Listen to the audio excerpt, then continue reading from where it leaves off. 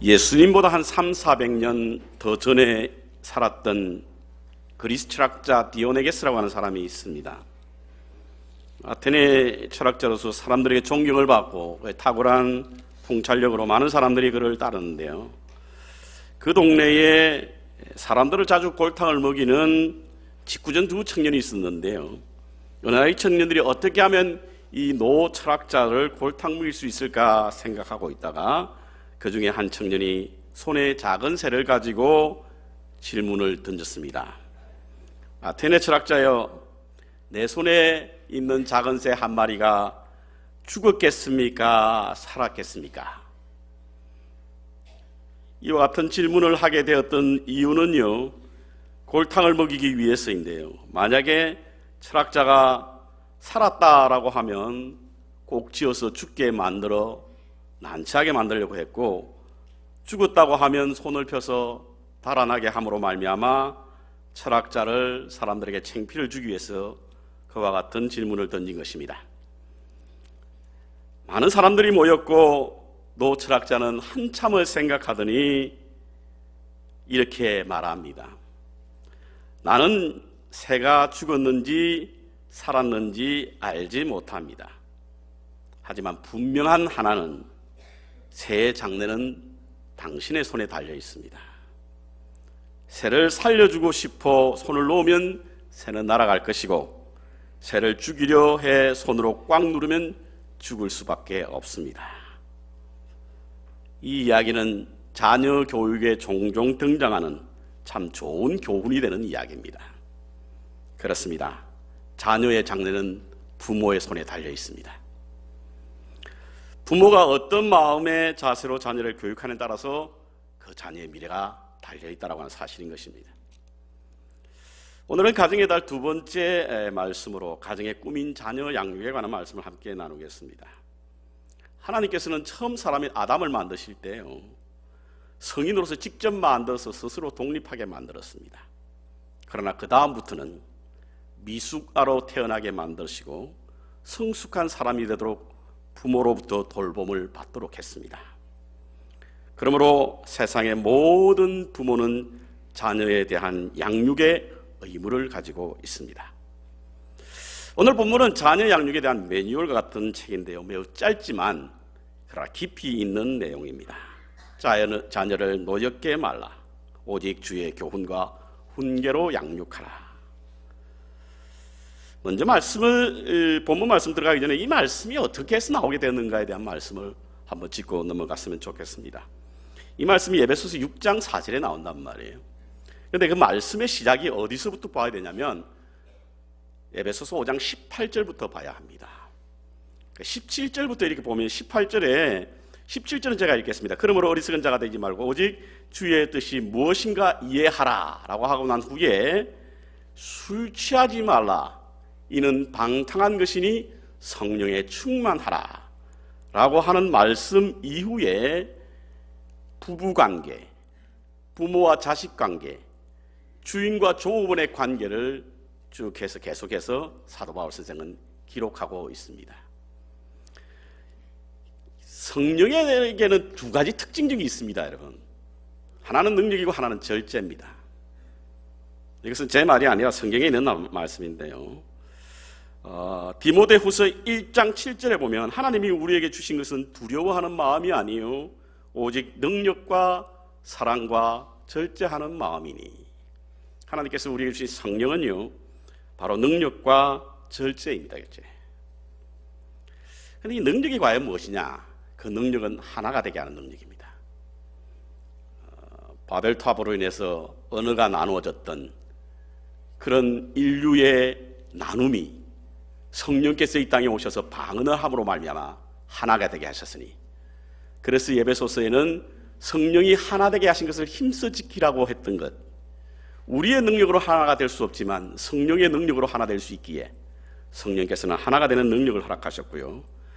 두 번째는 절제는 바로 다른 사람을 유익해 하기 위한 주신 절제입니다. 그래서 이 말씀 이후에 성령에 충만하라라고 하는 말씀 이후에 나온 것이 뭐냐면 관계예요. 관계. 부부 간의 관계, 부모와 자식 간의 관계, 그리고 주인과 종업원의 관계입니다. 이 관계가 바로 성령의 사람이 살아가는 모습들이라고 하는 겁니다. 하나가 되게 하고 서로 유익을 가져다 주는 것. 그래서 5장 21절에 보면 그리스도를 경외함으로 피차 복종하라. 아내가 남편에게만 복종하지 말고 피차 복종하라는 겁니다. 자녀가 부모에게만 복종하지 말고 피차 복종하라는 거예요. 종업원이 주인에게만 복종하지 말고 피차 복종하라는 겁니다. 그래서 부부마다 순종, 복종, 순종이라는 단어가 이 관계 속에서 계속 나오는 겁니다. 자, 이와 같은 말씀을 하고 난 이후에 자식은 부모에게 어떻게 해야 될 것인가에 대한 말씀을 하시고 난 후에, 그건 제가 다음 주에는 말씀을 나누겠습니다. 오늘 본문에는 자녀를 노엽게 하지 말라, 그리고 주의 교양과 훈계로 가르치라, 이렇게 말씀하고 있습니다. 저희들은 간혹 자녀를 노엽게 하지 말라는 말씀을 그럼 자녀 훈육을 포기하라는 뜻인가 이렇게 오해할 때가 있는데요, 그런 뜻은 아닙니다. 올바른 방법으로 가르쳐라, 이런 뜻입니다. 올바른 방법으로. 우리는 간혹, 아니 좀 더 자주 자녀 교육을 제대로 하지 못할 때가 많습니다. 그리고 후회할 때가 많지요. 가르침에 득보다는 실이 많을 때가 많지 않습니까?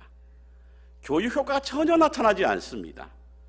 잘못하다가는 우리 자녀의 가슴에 멍이 들게 만들고 평생 동안 마음에 분노를 품고 살아가는 자녀들도 들어는 있습니다. 왜 그렇습니까?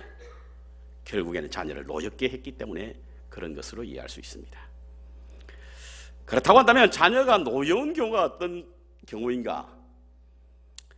마틴 로이 존스라고 하는 그 영국의 유명한 그 설교가이자 신학자가 있습니다. 이분이 쓴 가족이라는 책에 보면요, 7가지 원칙, 훈육을 위한 7가지 원리를 설명하고 있는데, 첫 번째로 자신의 감정을 다스리라. 자녀 훈육을 할 때 자신의 감정을 먼저 다스리라는 거예요.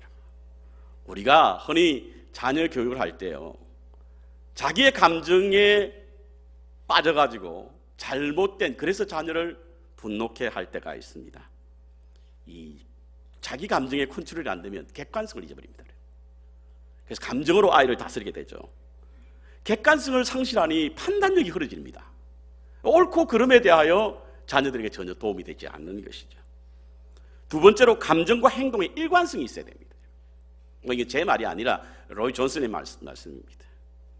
훈육을 받는 사람들이 가장 혼란스러워하는 것은 부모의 일관성 없는 태도이죠. 똑같은 일을 했는데도 어떨 때는 그냥 넘어가는데 어떨 때는 매우 심하게 꾸짖게 되면요, 거기에 대한 자녀들의 반발심이 있습니다. 이 아이들 혼란을 가져오게 되는 거죠. 그러다 보니까 마음에 분노를 갖게 되는 것입니다. 세 번째로 언제나 합리적인 태도를 유지하라. 훈육의 방법과 절차, 이것이 합리적이어야 된다는 거예요. 왜 우리 부모가 야단을 치고 내가 무엇을 잘못했고 그리고 어떤 것에 대해서 나의 잘못을 분명히 지적해 주지 않은 채 훈육을 하느라고 다스리게 되면 아이들에게 반발을 가져올 수 있다, 이겁니다. 일방적으로 부모가 자녀의 이야기를 들으려 하지도 않고 미리 짐작하고 예상해서 그 아이가 그랬을 것이다 생각한 채 아이에게 훈육하는 것은 바로 합리적인 태도가 아니고 그로 인해서 아이들이 분노하게 된다라고 하는 것입니다. 네 번째로 자녀의 유익을 위하여 행동하라. 훈육을 할 때요, 이게 과연 우리의 자녀를 위한 것인지 아니면 나를 위한 것인지 그것을 먼저 파악해야 됩니다. 부모가 자녀에게 자녀가 어디 가서 부모의 욕되게 했다고 부모가 막 감정이 사로잡혀서 막 아이를 야단칠 때가 있죠. 그렇습니다. 부모는 결코 자녀들 결코 자신의 즐거움을 위해서 이용돼서는 안 됩니다. 아이들도 삶에 대한 인격이 있지 않습니까? 그래서 부모는 자녀의 보호자요, 후견인이며 자녀에 대한 절대권을 가지고 있지 않습니다. 그렇기 때문에 아이들의 유익이 무엇인가? 이 훈육을 통해서 아이들의 유익이 무엇인가? 다섯 번째로 인격적이고 지성적으로 훈계해야 됩니다. 어떻게 살아라라고 하는 어떤 매뉴얼에 입각해서 기계적으로 아이를 가르쳐서는 안 된다는 겁니다. 부모의 인격과 자녀의 인격의 만남입니다. 그래서 우리 가운데 있는 지성과 감성과 영성과 우리 자녀가 가지고 있는 지성, 감성, 영성이 함께 만나 교육이 이루어져야만 올바른 교육이 될 수 있다 이겁니다. 하나님 인격체로 인정해주고 그와의 만남이죠. 저는 이 탕자의 돌아온 탕자라의 그림을 그렸던 렘브란트 그림, 그 그림에 보면 자녀를 품고 있는 아버지 두 손, 한번 제가 말씀을 드렸던 적이 있는 것 같은데요. 그 손에 보면 하나는 매우 거친 손이고 다른 하나는 매우 부드러운 손이죠. 그런데 이 하나의 거친 손은 아버지를 상징하고 부드러운 손은 어머니를 상징합니다. 하나님의 속성이 그렇다는 거예요. 더군다나 우리가 우리 자녀를 맞이할 때도 아버지의 엄격과 어머니의 부드러움이 함께 조화를 이루어야 하고 그래야만 올바른 혼육이 될 수 있다 이렇게 생각합니다. 합리적인 태도를 취하라. 합리된 태도로 징벌하라. 체벌이 참 중요하죠. 체벌은 참 중요합니다. 모든 것이 괜찮다, 이건 자녀를 사랑하는 마음이 아닙니다. 분명히 잘못했을 때 체벌이 있어야 합니다. 그러나 그것이 합리적이 된다는 거예요. 자제력을 갖춘 균형 있는 훈육이란 벌이 필요합니다. 지나친 정벌은 자칫 자녀들의 마음속에 자신의 잘못을 반성하거나 잘못을 인정하지 않고 억울하고 분한 마음을 갖게 합니다. 그래서 합리적인 태도로 징벌하는 것이 중요합니다. 7번째로 자녀의 성장과 발전을 인정해야 합니다. 우리 자녀들이 여전히 어리게 보이죠. 60 넘으신 어르신이 나가실 때도 거의 어머님은 길 조심해라 이런 말씀을 하신다고 하는데 부모의 눈에는 우리 자녀들이 여전히 어리게 보입니다. 그렇지만 우리 자녀들은 어리지 않습니다. 여러분. 이미 성장했고요. 하나의 건강한 인격체로 발돋움했습니다. 아이들이 어릴 때는 부모 밑에서 자라기 때문에 부모의 가르침이 절대적인 줄 압니다. 그런데 우리 자녀들이 세상에 나가고 학교 생활을 통해서 부모가 절대적이지 않다는 사실을 알게 되거든요. 부모가 절대적으로 맞다라고 하는 사실을 알게 됩니다. 그런데도 부모들은 여전히 절대적 존재로 군림하려고 하다 보니까 아이들의 성장을 인정하지 않는 것입니다. 이것이 자칫 아이들로 하여금 분노케 한다 이것입니다. 저는 이 말씀을 준비하면서 저 자신을 스스로 많이 반성했습니다. 모두 제게 한 말씀 같아가지고 준비하는 내내 반성하는 마음과 속죄하는 마음으로 이 말씀을 묵상했습니다. 우리는 이민의 삶에서 오는 힘든 일로 인해서 겪는 고통과 어려움이 우리에게만 있는 줄 압니다. 그래서 그런 불편한 심기를 우리 아이들에게 분노하고 원칙 없이 교육한다고 생각하고 아이들의 마음을 상하게 할 때가 참 많이 있습니다. 그런데 우리가 알아야 됩니다. 왜냐하면 우리 자녀들은 학교에서 혹은 직장에서 친구들과의 관계에서 우리가 겪는 그런 어떤 차별보다 훨씬 더 큰 차별을 겪거든요. 하나의 건강한 사회인으로서 메인스트림에 들어가기 위해서 그들이 몸부림치는 것을 보면요, 우리가 단순하게 여기 와가지고 생활하는 것보다 훨씬 더 많은 그런 훈련, 그런 노력을 하고 있습니다. 그래서 우리 자녀에게는 용기가 필요합니다. 그래서 우리 자녀에게는 위로가 필요합니다. 노엽게 하지 마시기를 바랍니다. 내 자녀를 노엽게 하지 말라는 겁니다. 두 번째로 주의 교훈과 훈계로 가르쳐야 합니다. 주의 교훈과 훈계로 양육하라. 자녀에 대한 우리의 의무와 책임은 안전한 환경을 조성하고 건강하게 자랄 수 있도록 자양분을 공급하는 것이 우리의 역할입니다. 그런데 이 자양분은 육적인 자양분만 말하는 것이 아니라 영적 자양분도 함께 공급해야 됩니다. 즉 천상의 자원과 지상의 자원이 함께 조화를 이루어야만 합니다. 여러분, 주의 훈계가 뭡니까? 주의 교양과 훈계가 뭡니까? 우리들이 자녀에게 기대하고 그래서 가르치는 건 대부분 착하게 지내라, 불쌍한 사람을 도우라, 이웃과 잘 지내라, 이런 것들이지 않습니까? 물론 공동체의 일원으로서 그것은 필요합니다. 특별히 우리의 착한 행실을 통해서 하나님께 영광을 돌리게 하기 위하여 우리는 착하게 살아야만 합니다. 그러나 이것이 전부가 아니라는 거예요. 이것이 모두 다가 아닙니다. 오늘 본문에 말씀하고 있는 주의 교훈과 훈계는요, 예수님의 삶을 말하는 것이고 그것이 하나님의 은혜로부터 왔다는 그것을 가르치라는 거예요.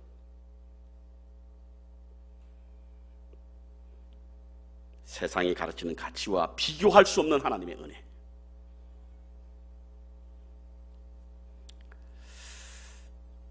마이클 호톤의 그리스도 없는 기독교라고 하는 책이 있습니다.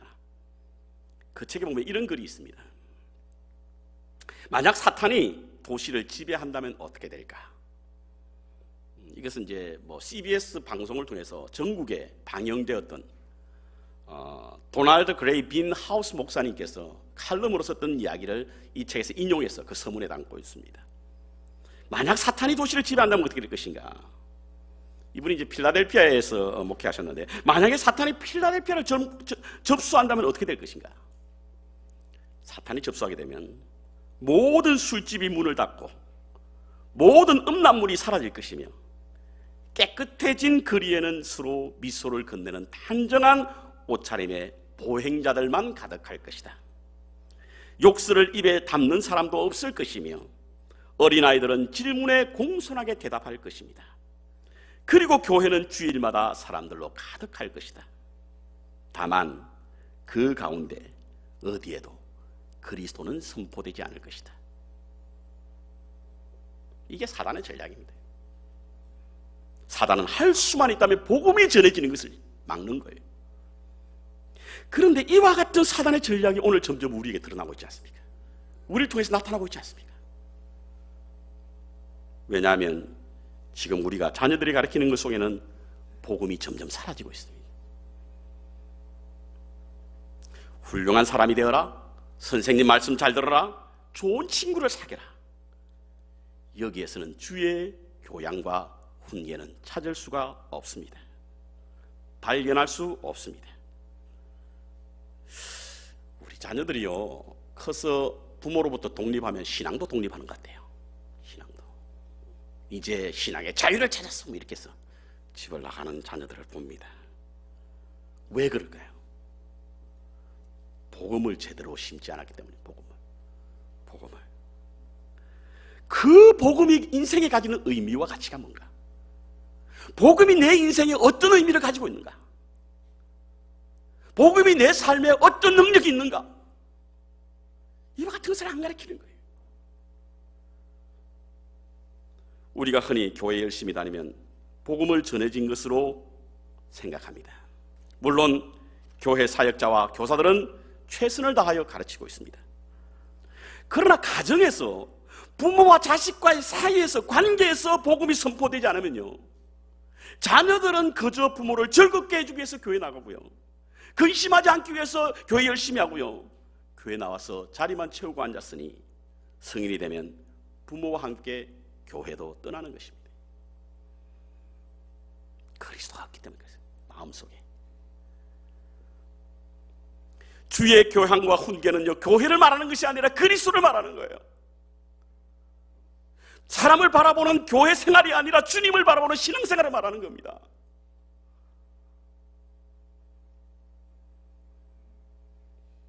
자녀 교육의 은혜를 만나다라고 하는 책에는요, 다음과 같은 이야기가 소개되고 있습니다. 아이들이 싸웁니다. 흔히 가정에서 있을 수 있는 이야기죠. 흔히 가정에서 있을 수 있는 이 이야기 속에서 이분은 복음을 찾으라 이겁니다. 어느 날 동생이 오빠의 얼굴을 때린 거예요. 맞고 있던 오빠 가만히 있을 리가 없죠. 동생을 두들겨 피기 시작합니다. 그러니까 동생이 여기저기서 막 아우성이 들리죠. 엄마가 뛰어갑니다. 싸움을 일단 말리죠. 그리고는 그 이유를 묻습니다. 오빠는 동생을 때리고도 억울해서 막 징징 울면서 엄마에게 당합니다. 제가 먼저 때렸다고. 이때 우리가 흔히 하는 방법이 뭐죠? 이해해야 된다, 용서해야 된다, 싸우지 말아야 된다. 아이들은 묻습니다. 왜 그래야 하죠? 동생이니까, 가족이니까. 여러분, 이것이요, 자칫 잘못 발전되게 되면 심각한 기독교 세계관에 혼란을 가져옵니다. 가족이기 때문에? 그러면 가족 아닌 사람 용서 안 해도 된다는 뜻인가?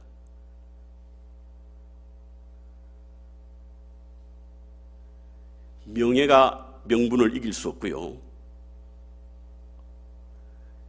우리 생활 속에 나타나는 그런 우리의 의리가 의미를 앞설 수는 없습니다. 여러분, 아이들이 왜 용서해야 되는지 명분과 의미를 가르쳐야 되는 거예요. 그것이 없다 보니까 아이들이 우리 아이만 사랑하는 거예요. 우리 가족만 사랑하는 거예요. 이게 기독교 세계가 아닙니까? 그건 아니잖아요. 주님께서 너를 용서했었기에 너는 용서해야 하고, 이 용서가 얼마나 힘든 줄 나를 안다. 그래서 주님이 필요한 거야. 이것이 복음입니다. 가족 때문이가 아니죠. 주님이 날 용서했기 때문이잖아요. 식구 때문이 아닙니다. 이게 어려워요. 용서하기가 얼마나 힘듭니까, 여러분? 그래서 내가 할 수 없으니 주님이 필요한 거야. 이와 같은 일이 그의 일생에 지키는 힘이 되는 겁니다. 우리의 모든 삶의 모든 이유와 목적이 그리스도로부터 나와야 하고요, 그것에 초점이 맞추어져야만 그것이 복음입니다, 여러분. 세상이 줄 수도 없고 가질 수도 없는 것.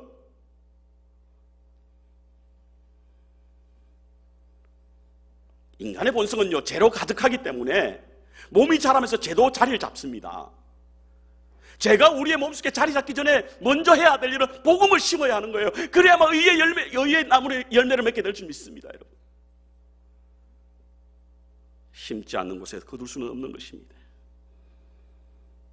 마땅히 행할 길을 아이에게 가르치라. 그리하면 늙어도 그것을 떠나지 아니하리라.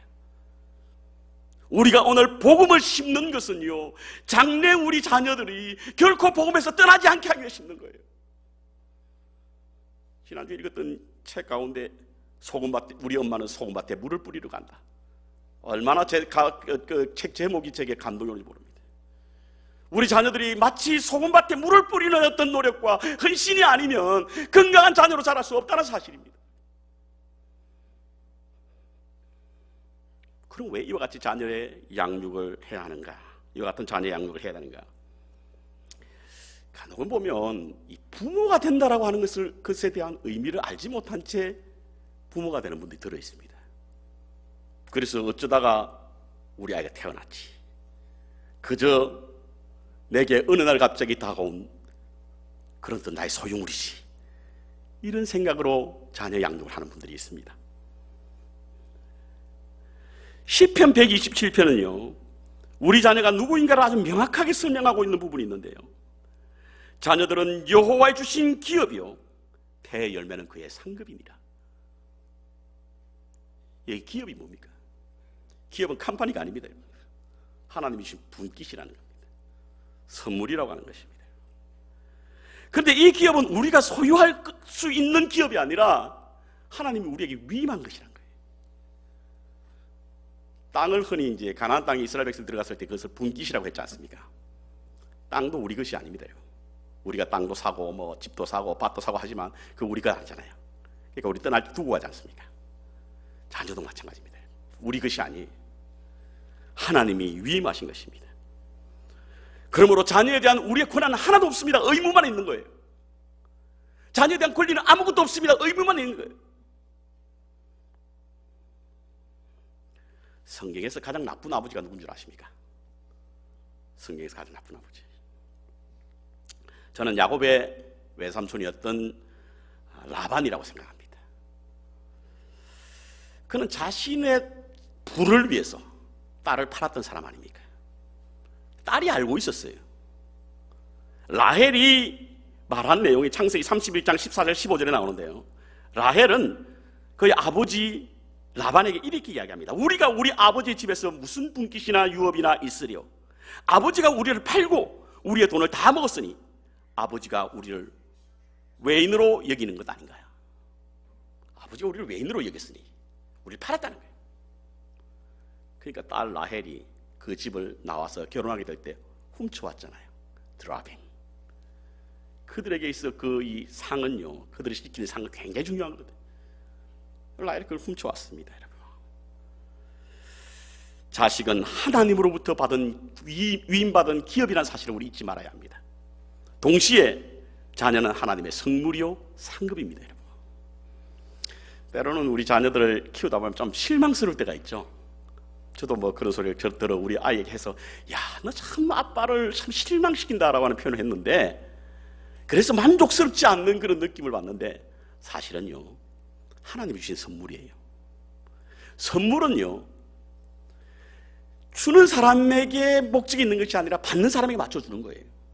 하나님께서 우리에게 선물로 우리 자녀를 줬다고 한다면 우리에게 가장 적합한 사람을 줬다고 믿는 믿음이 있어야 합니다.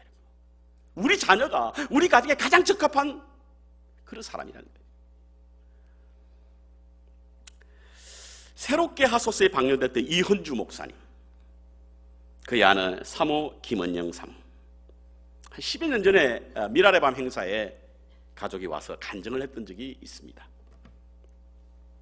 3명의 딸이 있었는데요, 첫 번째 딸만 정상인이고 두 번째 딸은 내성마비 환자고 세 번째 딸은 다운 증후군을 앓고 있는 딸입니다. 두 번째 딸을 낳을 때에 그 딸이 태반을 먹은 거예요. 태중에서. 그래서 태어나자마자 열이 급속도로 올라서 급하게 병원에 가서 치료를 받았지만 1년 지난 후에 내성마비 판정을 받습니다. 그리고는 세 번째 아들을 위해서, 세 번째 아이를 위해서 기도했습니다. 10년 동안 아이를 가질 수가 없습니다. 물론 임신은 했었습니다. 그런데 계속 반복되는 유산이 있는 거예요. 한 번은 죽은 시신으로 나온 적도 있었다고 합니다. 아이가 목에 태를 감고 죽은 시체로 나왔던 적이 있었다고 합니다. 그렇게 10년을 했었는데 10년 만에 드디어 건강한 아이가 임신하게 됐다는 거예요. 얼마나 기뻐했는지 모른답니다. 하나님이 그동안 나의 슬픔과 나의 눈물과 나의 고통을 위로하시기 위해서 이 아이를 주셨구나 생각하고 그 아이가 태어날 말을 손꼽아 기다렸다고 합니다. 그런데 하루는 병원에 가봤더니 의사가 진단하기를 이 아이가 다운 증후군을 앓고 있는 아이로 태어날 것이다, 이런 진단을 받습니다. 하늘이 무너지는 것과 같았다고 합니다. 어쩌면 하나님 이럴 수가 있습니까? 다운 증후군의 판정을 받고 난 이후에 심장 소리만 들어도 기분이 나빠서 견딜 수가 없더라. 불쾌하고 도무지 용납할 수 없었다는 거예요. 그러면서 목사님은 낙태를 생각했습니다. 임신 중지를 해야 되겠다. 도무지 더 이상 키울 수가 없다. 그런데 목사님은 장애를 앓고 있는 아이가 있기 때문에 장애우 사역을 하고 있었는데요, 장애우 사역을 하다가 장애인을 안고 있는 자기 속에 하나님의 음성이 들리더라는 겁니다. 내가 이 아이를 어느 가정에 맡길까, 이 존귀한 아이를 누구에게 줄까 찾다가 가장 맞는 적임자를 찾았는데 바로 내 가정에 준 거야, 이런 음성이 들리더라고요. 그때 이후로 이 목사님은 순종하고 하나님의 섭리를 깨닫고 그 뜻을 따라 이 아이를 낳고 지금 저렇게 행복한 가정을 꾸미고 있습니다. 여러분, 우리의 자녀들은 하나님이 우리의 가정에 가장 적합하게 주신 선물인 줄 믿으시기 바랍니다. 요한 웨슬리 목사님은요, 우리가 하나님 앞에 서는 날 3가지 질문을 받게 될 것이다. 그 질문의 첫 번째는 너에게 준 시간을 어떻게 관리했느냐, 너에게 준 재물은 어떻게 관리했느냐, 그리고 너에게 맡긴 자녀들은 어떻게 양육했느냐, 이 3가지 질문을 받는다고 합니다. 하나만 더 말씀을 드리면요, 지난주에 그리스도인들은 가정과 교회 두 집 살림을 하는 사람이다 라고 말씀을 드렸는데요, 그렇다면 우리 가정의 자녀뿐만 아니라 우리 교회 자녀들도 우리의 자녀들입니다. 하나님이 유일하게 만든 공동체가 가정과 교회라고 했는데요, 이는 가정을 통해서 한 사람의 건강한 성인으로 자라게 할 수 없어서 부족해서 하나님은 교회를 세우셨습니다. 그래서 가정과 교회는 하나님의 자녀들을 한 사람의 그리스도인으로 성장케 하는 일에 협력하게 하기 위해서 세우신 공동체입니다. 아이들은 태어나 부모로부터 삶을 배웁니다. 그리고 다른 공동체를 통해서 사회성을 기르게 됩니다. 우리 교회는 하나님이 우리 자녀들에게 가정에서 부족한 교육을 공동체를 통해서 배우게 하시기 위하여 교회를 세우신 줄 믿습니다. 그래서 교회는 교육의 장이요 배움의 터입니다. 그리고 우리 모두는 다 교사입니다. 그러므로 아이들을 가르쳐야 할 의무가 있습니다. 교사나 혹은 목회자에게 모든 것을 일임할 수 있습니다. 그러나 그 영역은 서로 다릅니다, 여러분. 우리 교사들이나 전도사님이나 교육자를 통해서는 말씀을 배운다고 한다면 우리 어른들을 통해서는 삶을 배우게 되는 것입니다. 건강한 성인으로, 신앙인으로 성숙해질 수 있도록 우리 교회가 책임이 있다는 사실을 잊지 마시기 바랍니다. 가족이라는 책을 쓴 김남준 목사님의 책에 보면요, 로마 철학자 키게로가 그의 책 의무에 관하여라고 하는 책을 쓴 것을 소개하고 있습니다. 그런데 내용이 이렇습니다. 사람이 인생으로 살아가는 일에 있어서 두 가지 지식이 필요한데요, 하나는 기술에 대한 지식과 다른 하나는 덕에 관한 지식이라고 합니다. 기술은 사물을 이용해서 사람을 이롭게 하는 것이라고 한다면, 덕이라고 하는 것은 자신을 이용하여 남을 이롭게 하는 것입니다. 그리고 진정한 행복은 기술에서 오는 것이 아니라 덕에서 오는 것이다, 이렇게 가르치고 있습니다. 그리고 덕에 관한 문자적 해석으로 어떻게 해석하고 있냐면, 영혼을 가지고 있는 힘이 덕이다. 영혼을 가지고 있는 힘, 사람과 사랑하는 관계를 가질 수 있는 영혼의 힘, 그것이 덕이라고 하는 것입니다. 자녀 양육은 기술로 되는 것 아니죠. 덕으로 되는 것입니다.